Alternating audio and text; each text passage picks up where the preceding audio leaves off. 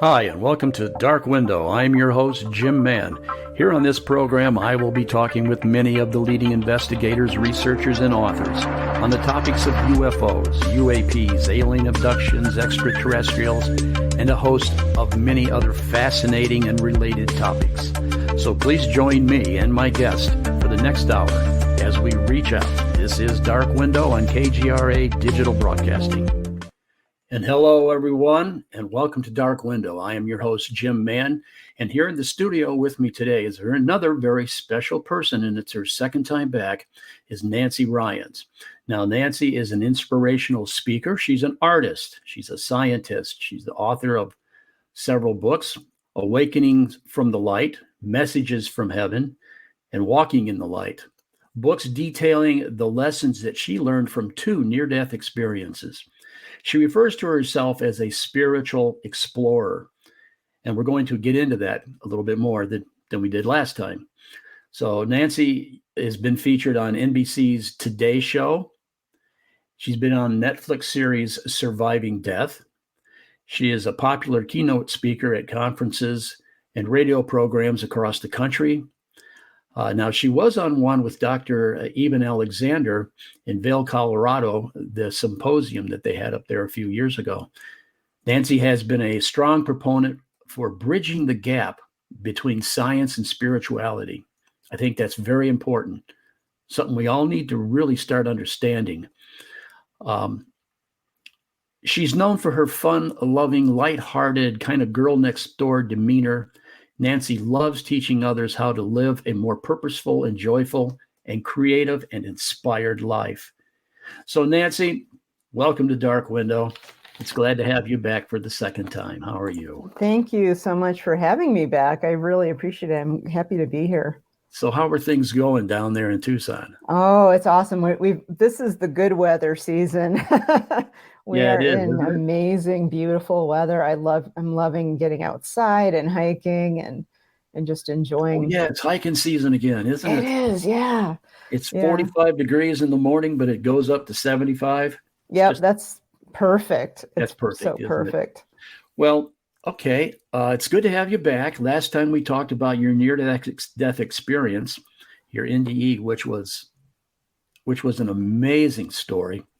And the feedback that we had received here on the Dark Window was nothing but positive. You're a very credible lady, and I'm glad you're here with us. I'm going to start off with this question here to get things going.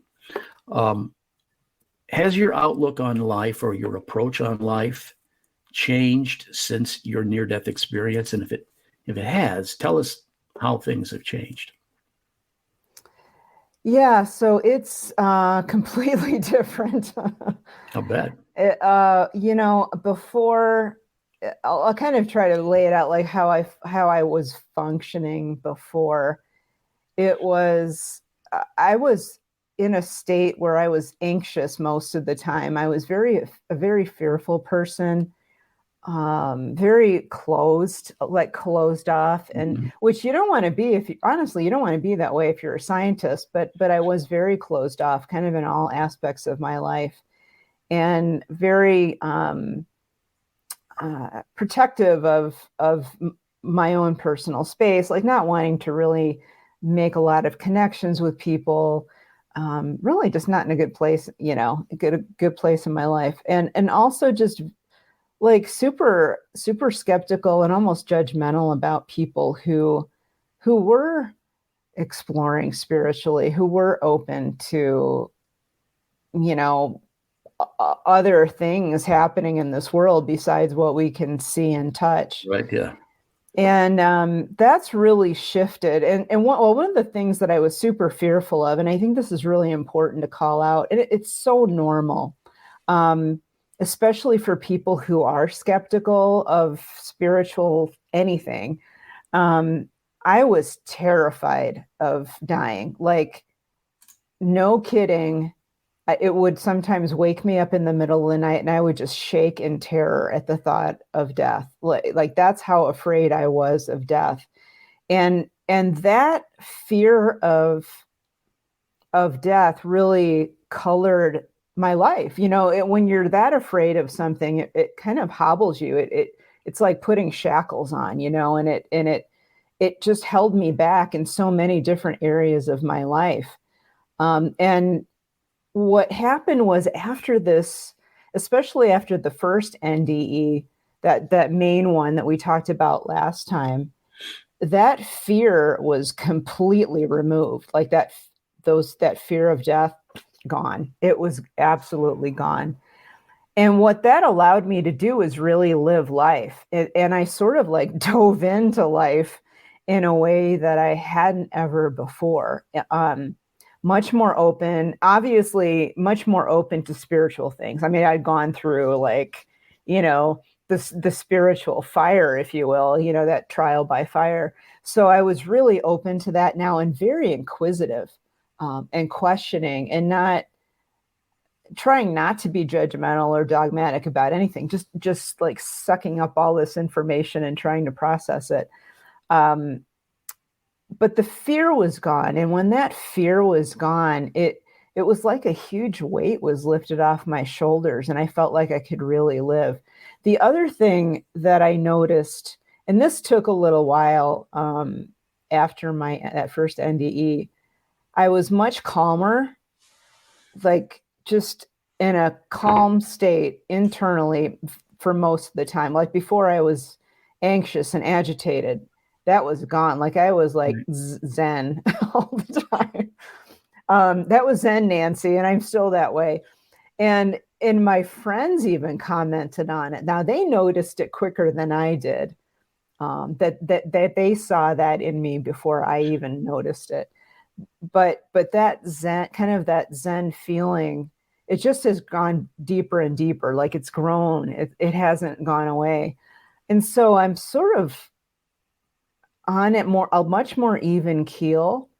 Right. I'm less easily offended. It's like, whatever, I'm in that unattached state that a lot of Buddhists talk about. Like you're not attached to your emotions. You might have them, but those don't define me anymore, which is great because now, my life is a lot more even, and I'm very less. I still go through emotional states, don't get me wrong, but my highs and lows are much, much calmer now. And that's, I think, the biggest difference that I've seen is So that.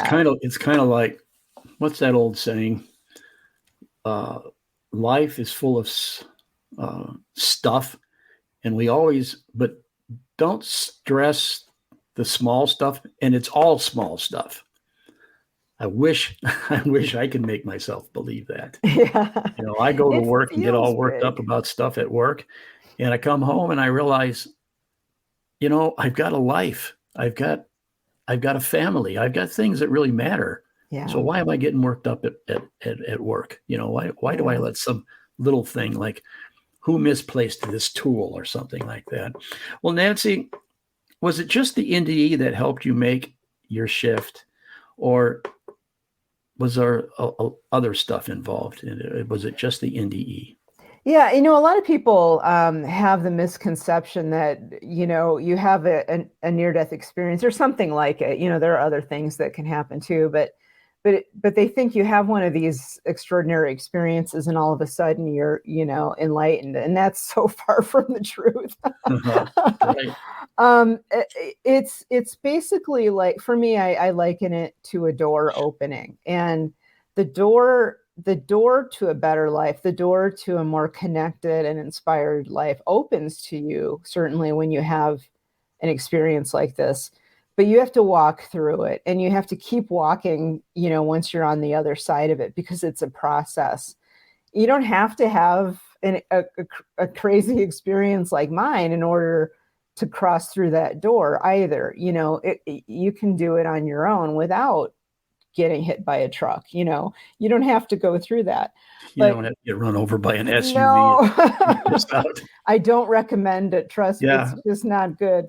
But after that, I knew, even when I was still in the hospital. So I was in the hospital for 2 weeks after the accident, And even during that time, there we go. Wow, you're Yeah, busted up there. I was pretty That's a whole busted up. body. That's like a whole body brace you've got on there. Yeah, I had a neck brace on and then a, a torso brace. So basically I couldn't move my spine at all, which is the point. But is that a smile I see on your face up Yeah, there? I thought it was just cool. This is post NDE, so I was like Okay. riding that high, still. Yeah. Um, but my niece actually took that picture. She's a nurse and she was in there Okay. trying to make me feel better. But even during that first 2 weeks, I knew that I had a choice. It felt like a door had opened for me, but I would still have to do a lot of work personally in order to almost really continue to open the gift that NDE was. And I even early on, I viewed it as a gift, as hard as it was. And people look at that picture and they're like, how can you view that as a gift? But I had to, I had to look at that like an opportunity. That Now, was an how long? opportunity. I'm sorry. How long were you in this condition right here with all these braces and the walker, the cane, the stick? How long were you in that condition? Yeah, so they thought I would be in that getup right there that you see they thought I'd be in that for about 16 weeks or more, maybe 20. It's normally like 4 to 5 months to heal up. They thought it was going to take about 4 months to heal all that stuff up. They said maybe as early as 12 weeks, but mostly we're thinking 16. And I had all that stuff off in 4. So Wow. Now we're talking about what? A broken arm, broken ribs. the arm was not broken. It was actually the collarbone that The was collarbone. broken. They were trying to immobilize the collarbone. And then I had 5 ribs on my left side. So right there where you see the arm cast. Right. Those 5 of those ribs were kind of broken in multiple places. They were just crushed. Wow. And it punctured a lung. I punctured that lung over there. And then my sternum was cracked and my pelvis was cracked. But most of the broken bones were my neck and back, and they were a mess. So it wasn't just the main vertebral column, it was all of those like prongs or processes, that go off the side of the vertebrae Yeah. and off the back. Those were all cracked. I mean, they were a mess. And And so, so do you attribute this this rapid recovery to just the fact that you were, number one, you were a healthy person, you rode your bike and you exercised a lot, and you also came back with a whole new sense of purpose and a sense of life, and with that kind of attitude, do you think all of that kind of helped hasten the whole healing yeah, process? I think, certainly being relatively fit. I mean, I Hmm. wasn't like an Olympic athlete or anything, but I did bike and hike a lot. That helped. Eating well helped. Like I didn't eat any junk. Yeah. And I was eating a lot of protein from my doctor's recommendations. But I think that you're right that the real genesis of that healing, that rapid healing, was having had that experience of going through this spiritual opening and kind of recognizing Right. more of what my true self was and why I was here, and having that opening and allowing that, forgiving myself, for just being human. We all Yeah. have stuff Right. that Yeah. we have to forgive. Um, and just allowing that healing to keep coming through. I did have, when I was still quote dead, my spiritual guide there did do a healing on me. So I think that was like the sort of part of what was going on with my physical healing, was her making sure I was kind of getting the healing that I needed. Um, but it was astounding actually to my doctors. Like they couldn't believe how quickly Well, that was healing. wouldn't you agree that people that go into the hospital for a serious business, if they have a good attitude and a good spirit about life and a good feeling about life, I think that always helps get them back on their feet. And, Yeah. you It know, seems to. Yeah. At least it makes you want to get up and like get moving, which yeah, is what you need to exactly. do. What about, I don't know what you're doing today, what what you do every day of your life, your job, this and that, but um, how has all of this actually changed what Nancy does from day to day?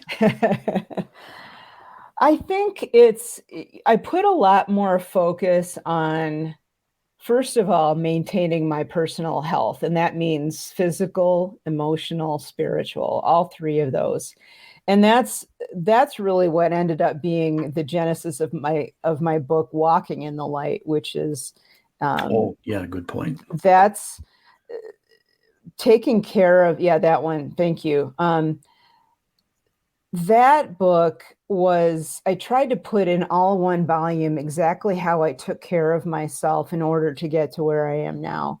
And it's a threefold thing. It's physical, eating healthy as much as you can. You know, not everybody's 100%. Like today's my birthday, so I had a piece of carrot cake at lunch, and that's Well, okay. happy birthday, Nancy. Thank you. But that kind of stuff is okay. But for the most part, you know, taking care of your physical body as best as you can. It helps with your emotional health. It helps with your physical health. Getting out and hiking, like for me, I love hiking, or even just getting out in the garden or something, or sitting outside. And so taking care of all those aspects of my physical, mental, and spiritual health really helped kind of get me through a lot of those initial challenges after that main NDE. And it's, I have to tell you, if people keep telling me, well, I wish I could have an NDE so I could be like you. And you really don't, because that first, well, for me, it was about 18 months. Other people, it's a couple of years. Some, it's 7 or 8 years. It's hard. It's really hard to be here. Mm-hmm. And I'm always honest with people, and I don't hold back when I say, for the first 18 months after that experience, every day I was hoping to go home. And I don't mean here home, I mean spiritual home. I really had a hard time being here. It was a real challenge to live here in the physical again. And it was hard. It was just really hard emotionally, mostly. And I asked every day, please take me home. What am I doing here? Let me I ask didn't you. mean to come back. Yeah, let me ask you this, and you answer it however you want. You were pretty much beat up. Yeah.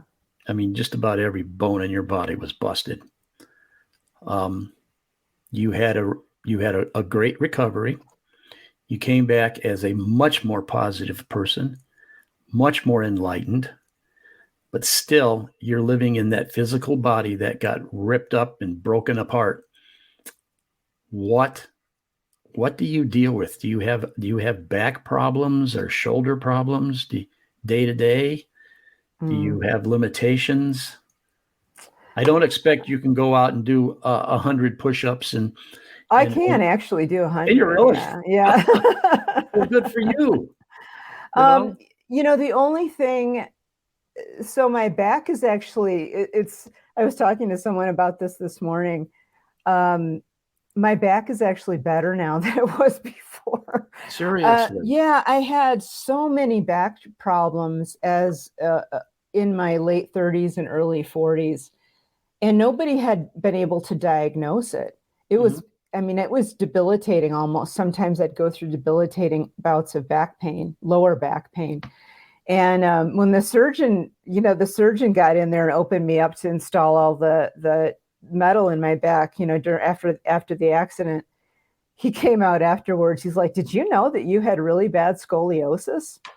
I said, "Well, that explains all the back problems." He said, "I fixed the whole thing. You're straight now." And I actually gained like an inch in height. Did you really? Yeah, so Wow. he straightened all that, and I haven't had any back trouble since. Other than ache, like sitting too long driving somewhere, Right. but that's just normal aches. The only thing that didn't really heal fully is my collarbone, and it's not a big deal. Don't It doesn't hurt. A lot of people have like a separated collarbone. It's not a big deal. And yeah, I can still do push-ups. So the only thing that really does plague me is headaches. And I'll go in bouts where I'll get, multiple headaches, but I have to be very cautious about taking care of the physical body. And Right. that really helps keep those headaches at bay. Yeah, If that I was. get even a little dehydrated now, Mhm. I'll go into 2 or 3 days of really serious headaches. But that's really the only thing that's like physically has Mhm. been an issue. I can still paint. I can still, You still ride your bike? yeah, I do, but I don't ride on the roads anymore. We've got beautiful bike lanes here and like Right. little off-street bike paths here in Tucson that I use. Mhm. I do a lot of hiking. I don't do rock climbing anymore just because um, there's because if you fall, you can take a lot of stress on your back with your harness, and I don't want to stress out that lower back any more than I have to. Just if I fall, Right. and you fall when you're rock climbing, so I just decided, I can do other stuff. It's not that big of a deal. So that's really the only thing that I've pulled back on, only because I've chosen to, just out of good sense. Did you tell me you had a daughter? Hmm. Yeah. And so you do family things too. Does Hmm. she live here? She's over in San Diego. Okay. So you Yeah. travel back and forth and Yeah. you pretty much Yeah. Yeah. cool. Yeah. Um, Here's a good question. Your near-death experience, that was amazing. Okay. Has it taught you anything about our place in the cosmos, humanity's place in the cosmos? Because you learned a lot more than most people than I would say all the people know, unless you had a near-death experience, unless you've been there and back. What is, excuse me, Yeah. what has it taught you about our place in the cosmos?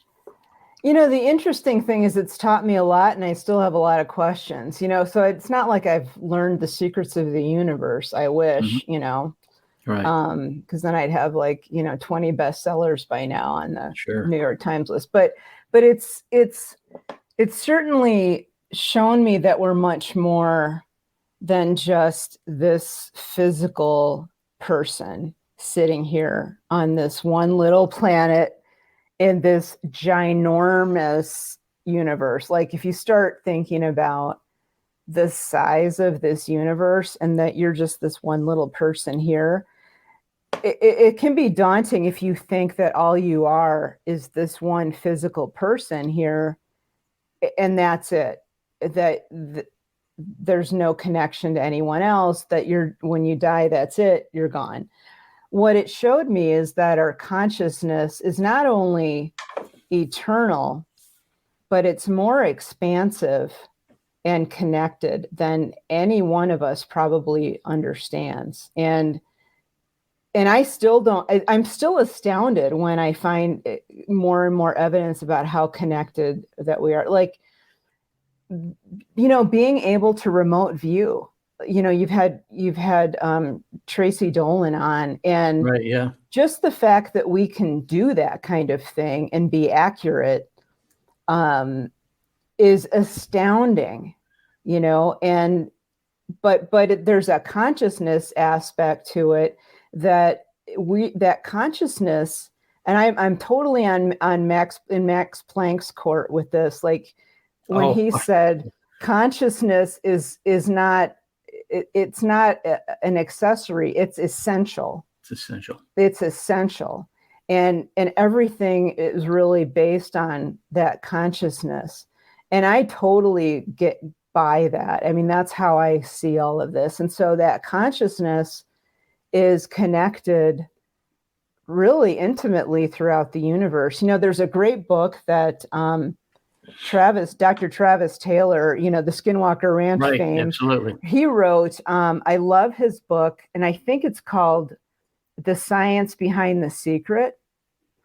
And it's sort of out of print, but if you can find a used copy of it, and here I am on somebody, I'm plugging someone else's book, but Well, I know that it's, Tricia in the background is writing this down because yeah, she's a fan of Dr. it Travis. is. I've got that book. I think I'm going to have to buy another Travis copy Taylor. because he explains a lot of what I've been thinking about in such great terms, and he's got the science to be able to back it up. Mm-hmm. But he talks about the essential nature of consciousness and how connected it is, and how we can work with it, and sort of why it works the way it does, which I absolutely love. But we are connected, like being able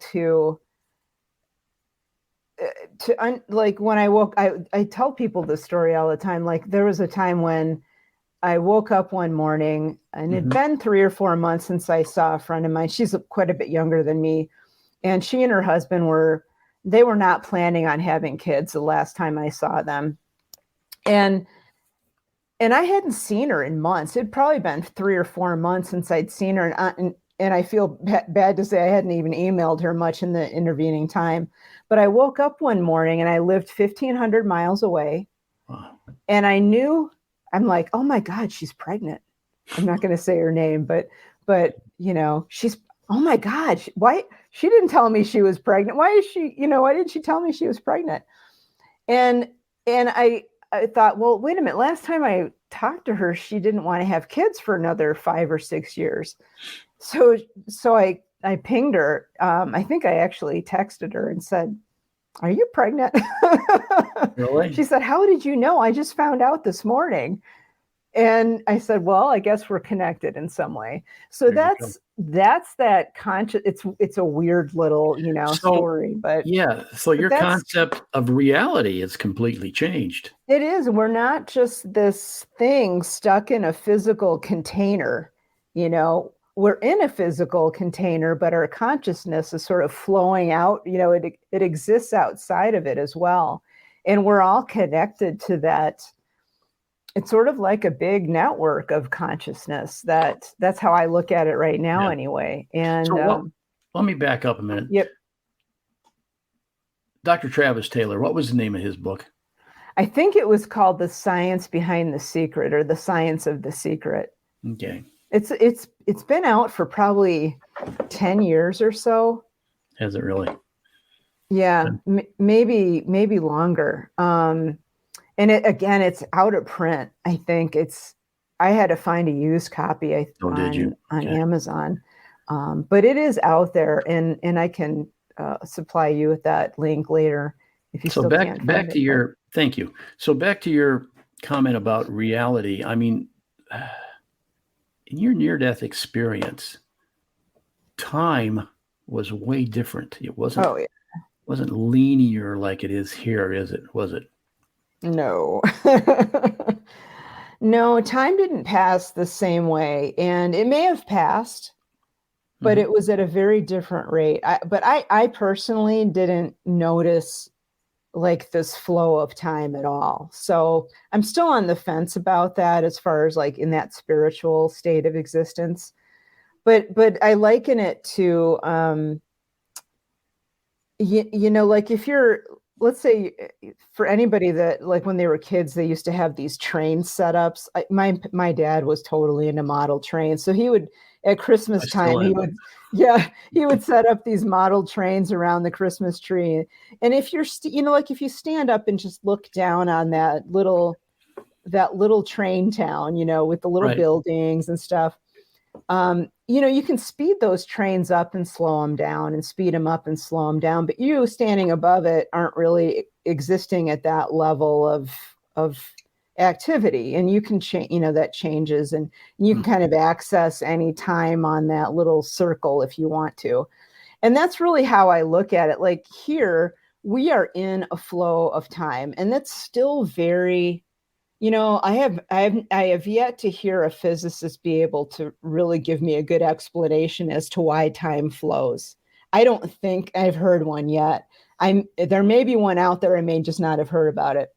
But we're in this flow of time, or the apparent flow of time. The apparent flow of time really isn't anything that is a part of like the equations of Einstein, Right. all of his theories. It's not really a part of it, but we still experience it. We experience the night and day, we experience, getting older and all that. But in that spiritual state of existence, we're like pulled out of that. We're functioning at a different rate, if we're at a rate at all. It's like, instead of watching, this time flow by like it's a river, from when you're on the other side, it's like looking at a frozen lake. You can kind of look at all different points of time in your life, And you can they're go to all those points whenever you want. yeah, they're all equally valid, and they're all acceptable. So you could go back to your childhood. Yeah, I mean, they didn't put me, like, when I was put back into my body, I didn't go back there, but I could No. certainly relive those aspects of that time, and I did. That's the whole life review, when you're able to access those different moments and go right back in there and re-experience them, but with a different perspective, and see it from kind of all sides instead of just the limited view you had, when you were in that moment. And it's pretty magical to be able to do that. I bet. It's kind of hard for us who have never experienced anything, well, not in our conscious memory right now. Time has always been linear since the day of our earliest memories. To step outside of linear time and become as you were in this near-death experience, did it? And maybe this isn't a question you can answer, but when you were there, having your near-death experience, did it seem natural? Did it seem like, yeah, I know how to go do this, I know how to go do that? You didn't have to walk here or walk there. How did you move? I mean, when you went from here to there? I mean, Well, there was, I did have some help. I did have a guide. Especially, there were times when I really didn't know what to do or where to go, or how to think about things. And so we always have the amount of assistance that we need. But it was pretty natural. Like, once I was there and remembered that was home, and I remembered that was home almost right away as soon as I was there. Once I remembered that was home, it was like, oh yeah, okay, now I get it. I sort of remembered. So all the rules of reality came rushing in, and you said, oh yeah, this is how we do it. Yeah, and I also remembered, startlingly enough, that this existence here in the physical is but one tiny part of reality. It's only a small part. That must have been a huge moment of clarity for you. It was a big deal to think about, oh, yeah, that life on Earth, that was important, but it was only a small little thing. Physical reality is only this small little bit of reality. And while it is important, it's almost, I don't like using the word dreamlike, but that's how it felt. Like, this was the dream and that was reality. This felt like some weird hallucination that I'd had. There's probably a lot of people that would agree with you on that one. So, talking about consciousness, okay, there are people that say that consciousness is non-local. It doesn't require this physical, the gray matter up here, to function within the consciousness. And so the nature of consciousness, Nancy, to you must have really changed. Yeah.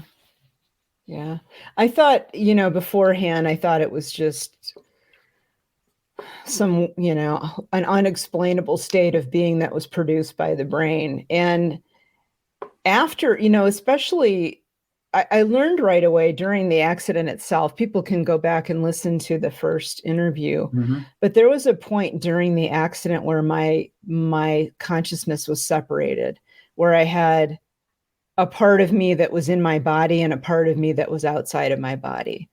And those were two very different states of consciousness. The one in my body, what I call it, like the human level or the animal level of consciousness, just the survival.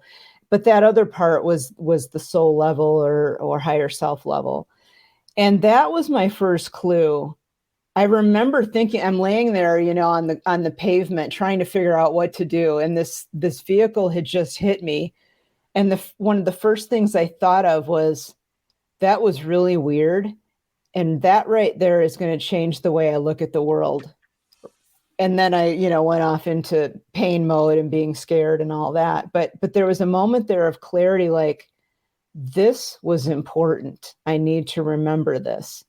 And that showed me that that the body has its own level of basic functioning awareness. It's just super basic, but that higher self level of awareness is that non-local eternal consciousness that isn't produced from here. It resides, part of it resides for a while in this body for sure.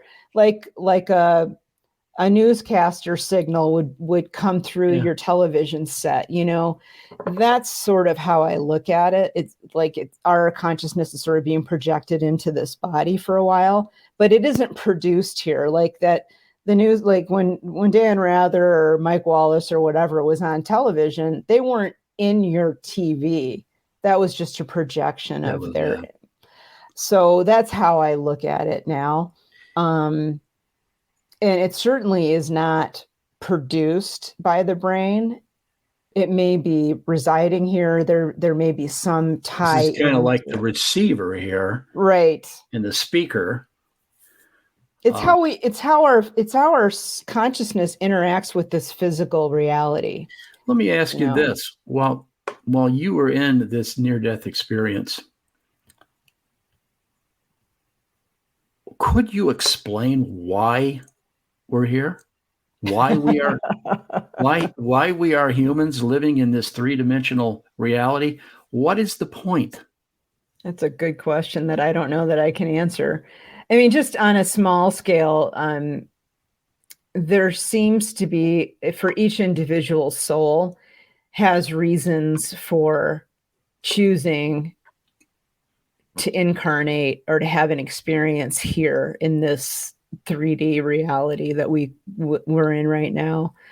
And there are other places in this 3D reality. It doesn't have to be on Earth, it can be somewhere else in this 3D reality, but each soul has its own reasons. There are things that we can learn. And we were talking about this earlier. I'm not one of those people who necessarily believes that all souls were created all at once and everybody's like super advanced. I think souls are continuously being generated or born or created.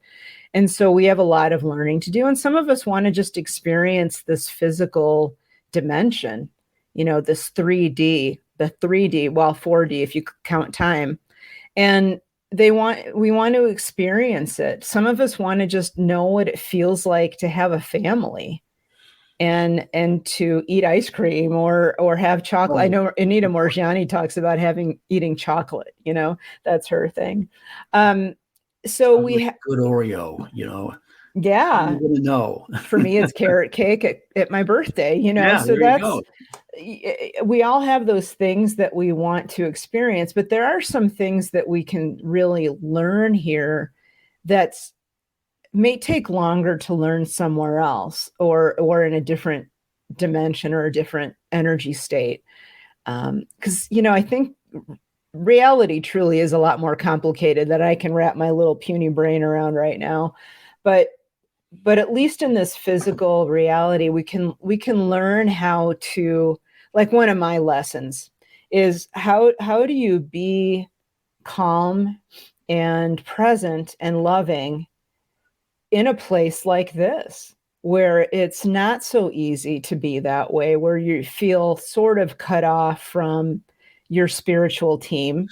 Yeah. And where you're sort of you're not really on your own, but where you sort of feel like you're on your own. How can you really pull those lessons of connection and love and kindness and compassion into your day-to-day existence. It's sort of like taking your finals in, like in a university class or something. Like, let's put it all together and do this thing all at once in the hardest environment that you can think of. And if you pass this test, then you get to, do something else next time around. But you can learn so much here in a short amount of time. I think that's why some of us choose to come into this, three physical dimensional reality. But on a bigger level, I don't know. I mean, I keep joking with people, like, if I get another NDE, I'm going to ask to go see whoever's in charge here. And I've got a list of questions now that I know what to ask. I didn't know what to ask before. Now I do. I've often wondered, people that have NDEs, when we're here in our normal three-dimensional world, we are individuals, and nobody else knows what I'm thinking, and nobody else knows what I'm feeling unless I express myself.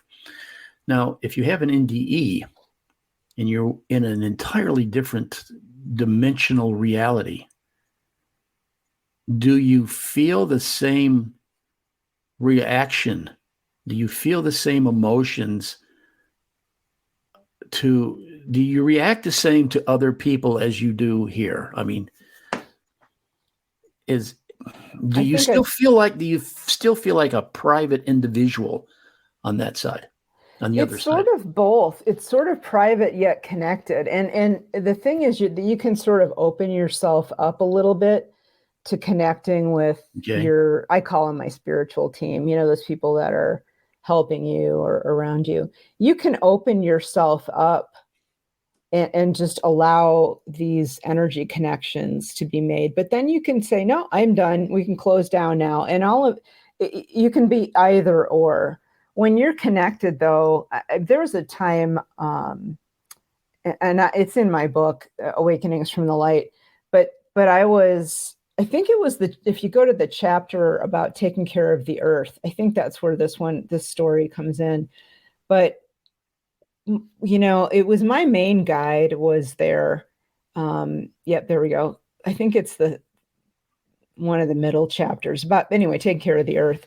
And she was talking to me about, the importance of caring for this place called Earth, even though, and I was questioning her about this, like, well, it's not real, is it? Like, I mean, I already gone through that point where I remembered that was sort of a dream. Like, so why is that important? She said, well, it is reality. It's reality while you're here. And it is part of reality. It's part of our bigger, grander reality. It's just a smaller part of it. And that's where, it's like a classroom or a big school or something. And, you gotta take care of it. But when I was pinging them on that, and I start to go into them, you'll notice. Now, I was with one main person, one guide, one female guide for the most part, but I knew that I was surrounded by probably several hundred others whom I couldn't see. They could communicate with me once in a while when it was really important. And it was like, when they opened up, it was overwhelming. And this was one of the topics that they opened up about, was caring for this reality that we're in, this earth that we're on. Yeah. And it was like, when that emotion came through, they're not attached to those emotions, but they do feel them. You do feel that stuff. You feel sadness or remorse or whatever, but you don't get all attached to it like we do. Like, we can ruminate on being guilt-ridden here for years, that doesn't happen. You feel it and let it go.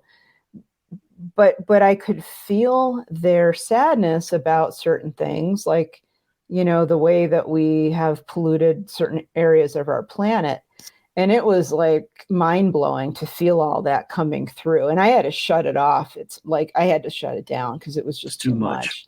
So there's a lot of leeway to be able to turn that on and turn it off.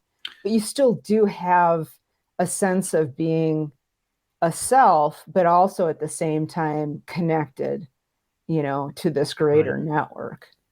Well, Nancy, I've got 1,000 questions. What is it like to transition from this reality to the next? When you're in the other reality, is there a sense of a larger source? Do you feel like you have the same relationship with others? But we're down to 5 minutes here, and I have a question here. How do you maintain your sense of peace and calm given all that's what we were talking about, given all that is actually happening in this world, knowing what you know because you had this near-death experience? I would be livid. I mean, I am livid half the time, and I have to pull myself back and say, calm down. Knowing what you know, how do you stay calm and just think, oh, well, the heck with it. I'm not going to be here, and I know where I'm going to go. Yeah, that's really not the attitude I try to cultivate, because that's basically checking out. And Right, yeah. And I don't like doing that, but at least as far as that higher perspective goes, I kind of look at it a couple of different ways. Once in a while, it's not that I get angry. It's more like I'm sort of not really disappointed either, because that's a really strong word, but maybe disappointed a little bit, or impatient. Like the fact that we are not working as a cohesive humanity is our biggest challenge.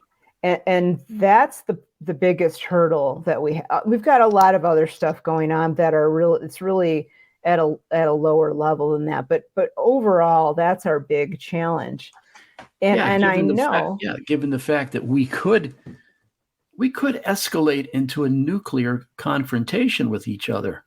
Yeah, pretty easily. That's a very real possibility. Yeah. I personally don't think it's going to happen, but it could. It easily could. And that is a possibility. And I do everything I can to make sure that doesn't happen. Right. So, I certainly do as much as I can individually with people, but I do a lot of personal, like, meditation. I do a lot of, it's not really meditation. It's more like intention work. It's really trying to bring that energy of that divine presence to just my local area. That's as much as I feel I can do, and just be a point, like almost like a point source for it here, and hope that it gets out. But I do some local, activities with people, and do talks, like, especially like this. That was going to be the tenor of my next question is what can other people do to, and can you give them any kind of advice as to calm down and, don't get so worked up about things. But I mean, these are serious matters going on in the world today. Obviously, there's no doubt. Yeah. But what advice would you give to people to calm down and try to seek peace? And well, first, take care of your physical body as much as you can. It really does help. I know people poo-poo that, but it really, if you're not eating a healthful diet, there you go. If you're eating sugar all the time, or drinking soda and having all of this really junk food, it's really going to affect your personal outlook, and it's a big deal. It affects a lot of things. So try to take care of that. That's certainly one good thing you can do. Meditate, or do something like meditation, even if it's gardening or getting out for a walk, or doing some activity where you sort of zone out. Like for me, I do active meditation, but I also, when I paint kind of in an altered, like when I go to the easel, I'm sort of in an altered state. So for me, that's like a big form of meditation. So find something like that you can do. The other thing that really helps people is get out of your own head and help somebody else. Volunteer if you can. A lot of people don't maybe have the expendable income to donate to a cause, and that's fine. But maybe go out and spend an hour a week or 2 hours a week helping someone else. It could even be a neighbor, sometimes I help my neighbors out, or in other places I've lived, I've shoveled my neighbors' driveways when I've had snow. I don't have Right. snow here anymore, but when I lived in Colorado, I would do that, or I'd look out for my neighbors or take them to the grocery store. I had a lot of elderly neighbors that I would befriend. Oh yeah, So that's great. I mean, doing things like get you out of yourself and getting you connected to other people in some way, even if it's, and this is hard for me, going to the local shelter and walking the dogs. I love dogs. I'm always afraid I'm going to come home with 10, but go volunteer and help somebody else. And that will really help you kind of get out of that rumination in your mind. And in both of my books, Awakenings from the Light and Walking in the Light, I've got a lot of good exercises in addition to that people can do to help kind of calm down. But what's best for me is that I keep in mind what I was shown for humanity's future, and it's really beautiful. So I know that we can achieve it. That's good. It might be a little bit of a rocky road getting there, but I've seen that end result, and it's amazing. So I know we're going to get there. So great. I try to help as much as I can, just kind of nudge people along. Thank you, Nancy. Patricia, do we still have Nancy's websites on a slide that we can pop up? Do we still have that? I know we had it last time. You had a couple of websites. One of them featured your amazing artistry, and we could talk about that. Let's list. Nancy, you're coming back for number 3. Okay.